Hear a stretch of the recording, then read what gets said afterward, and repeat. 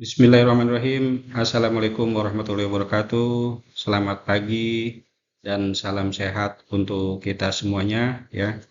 Terima kasih yang bisa bergabung dan bisa melihat video ini.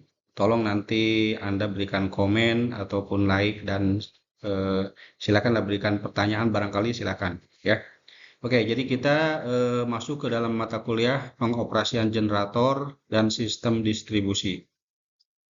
Saya yakin Anda semua di kapal sudah paham ya, sudah mengetahui apa itu yang dimaksud dengan generator. Ya, secara umum tentunya generator adalah merupakan suatu pesawat yang membangkitkan listrik ya, tenaga listrik. Dan di kapal juga tentunya generator itu bervariasi ya. Dan ini juga berhubungan dengan tipe kapal. Bisa saja Anda memiliki generator yang hanya merupakan kapal dengan diesel generator. Ya. Secara umum sih demikian. Jadi generator itu digerakkan oleh mesin diesel sebagai tenaga penggeraknya ya. Sebagai tenaga penggerak itu mesin diesel. Ini yang lazim atau umum kita temukan di kapal-kapal niaga, baik itu kapal tanker ya, kontainer, kapal passenger, supply dan lain sebagainya. Jadi tentu tipe kapal pun bervariasi dan generatornya pun demikian. Ada juga kapal yang dilengkapi dengan turbin generator. Nah, ini tentu tidak semua kapal dilengkapi dengan turbin generator. Kalau turbin generator tentunya eh, digerakkan oleh steam, ya, steam atau uap. Jadi tentu untuk turbin generator dapat dipastikan bahwa kapal tersebut dilengkapi dengan boiler ya atau ketel uap.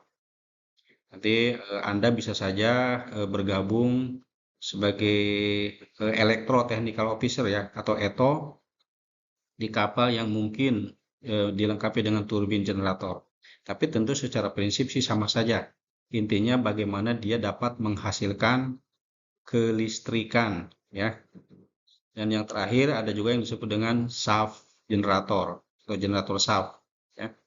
Ini biasanya di-connect atau di-coupling dengan main engine ya. Jadi ketika mesin induknya sudah berjalan dengan putaran penuh, full away atau maju penuh, baru couplingnya itu dikoneksikan atau dihubungkan sehingga yang menghasilkan listriknya itu tetap tentu generatornya dan tenaga penggeraknya itu dari putaran shaft ataupun poros baling-baling ya dari main engine. Nah, kemudian ini adalah tampilan daripada generator yang merupakan diesel ya diesel generator secara umum di kapal kira-kira demikian dan ya ini juga tentu bervariasi tergantung daripada tadi kembali lagi ke jenis kapalnya. Kemudian nah ini adalah juga tampilan daripada panel ya, kontrol panel daripada main generator. Tentu ini pun yang biasanya Anda temukan di engine control room ya atau ECR. Di ECR tampilan daripada main panel atau kontrol panel bisa saja seperti ini. Tapi ini bukan berarti harus ya, bukan berarti harus seperti ini. Karena kan lagi-lagi tentu tergantung daripada jenis kapalnya. Kalau Anda dapat kapal yang besar, ya bisa saja mungkin generatornya bisa lebih banyak lagi dari ini. Ini kebetulan yang tadi yang pakai diesel generator. Jadi tampilan main generator kontrol panelnya itu kira-kira demikian. Ya. Jadi ini ada 3 panel generator.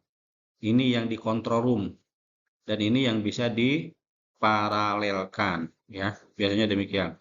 Karena generator itu adalah merupakan pesawat di kapal yang sangat vital ya. Hampir semua kebutuhan alat gerak itu menggunakan tenaga listrik, elektrik ya, elektro.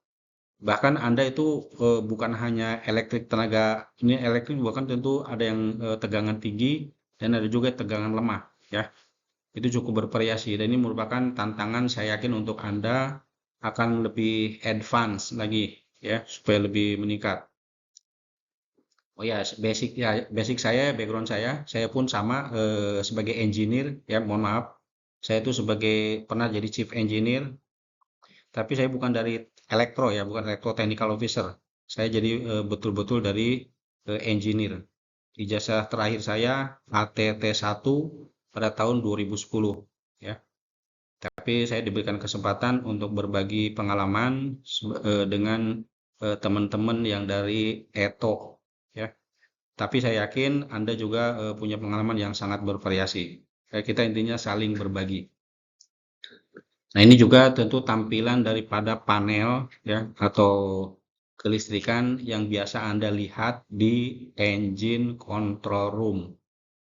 Engine control room ya secara apa namanya? Umum ya, secara umum tampilannya kira-kira demikian. Dan lagi-lagi tentu tergantung dari kapalnya ya. Ada kapal mungkin yang lebih besar lagi engine control roomnya dan lebih bervariasi. Ada yang sistemnya udah auto. Tapi memang kalau di kapal ya biasanya demikian. Ada yang auto, ada yang semi auto, dan ada juga yang manual. Dan itu Anda perlu tahu semuanya, ya. Anda perlu tahu. Jadi jangan sampai Anda berpikiran, ah biarin aja semuanya sudah auto.